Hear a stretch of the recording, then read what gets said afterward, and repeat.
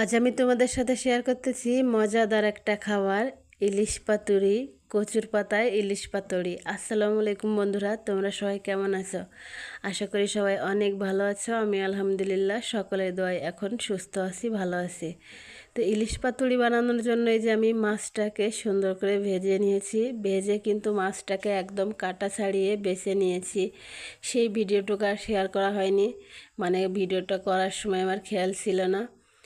তারপরে এই যে একটা কড়াইয়ে বেশ খানিকটা তেল দিয়েছি, বেটে রাখা আদা রসুন পেঁয়াজ জিরা মশলা বাটা সমস্ত মশলাগুলো দিয়ে পরিমাণ মতো এখানে লবণ দিয়ে হলুদ গুঁড়ো দিয়ে আর এখানে মরিচ গুঁড়ো দিয়েছি। মরিচ গুঁড়ো দিয়ে মশলাটা সুন্দর করে কষিয়ে নিয়েছি। মশলাটা বেশ কিছুক্ষণ ধরে কষাতে হবে যাতে মশলাতে কোনো পেঁয়াজ রসুনের গন্ধ না থাকে। তারপরে যে একটু মশলা এখান থেকে আমি তুলে রেখেছি, পরে আবার লাগবে তার জন্য। তারপরে এই যে বেছে রাখা মাছগুলো আমি দিয়ে দিয়েছি। মাছগুলো দিয়ে সুন্দর করে নেড়ে চেড়ে একদম ভাজা ভাজা করে নিব, যাতে কোনো তেল মানে মশলার গন্ধ না থাকে এখানে। অনেকক্ষণ ধরেই কিন্তু আমি ভাজা ভাজা করে নিয়েছি। ভাজা ভাজা কিন্তু একদমই কমপ্লিট। এখন এটা আমি নামিয়ে সুন্দর করে কচু পাতায় মুড়িয়ে নেব। তো এই যে একটা প্লেটের পরে কচু পাতা নিয়েই যে আমি মশলাটা দিয়ে দিচ্ছি। মশলাটা দিয়ে সুন্দর করে দু সাইড দিয়ে আগে ভাজ করে তারপরে এই যে লম্বা লম্বি ভাজটা দিয়ে সুন্দর করে একটা গোল শেপ দিয়ে নিয়েছি।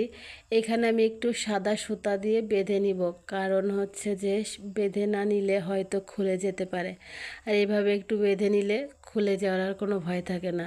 তো এই যে আমি আরও একটা বানিয়ে দেখিয়ে দিলাম কেমন বানাতে হবে। তো একে একে আমি কিন্তু সবগুলো একই রকমভাবে বানিয়ে নিব।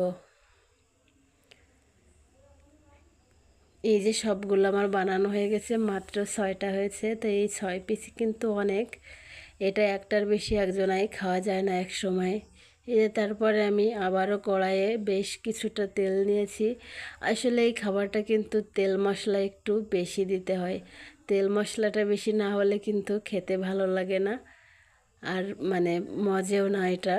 তারপরে এই যে আমি তেলের ভিতরে এক পাশে একটু ভাজা ভাজা হয়ে গেলে উল্টে দিয়েছি।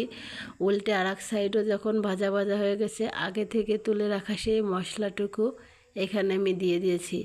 মশলা দিয়ে অল্প একটুখানি পানি দিয়েছি যাতে মশলাটা আর এই পাতুরিটা একসাথে কিছুক্ষণ জাল দেওয়া যায়। শুধু তেল থাকলে তো আর জাল দেওয়া যায় না, তার জন্য এই যে আমি 4-5টা কাঁচামরিচ দিয়েছি। এখন সুন্দর করে একটুখানি উল্টে দিচ্ছি। উল্টে দিয়ে আমি কিছুক্ষণের জন্য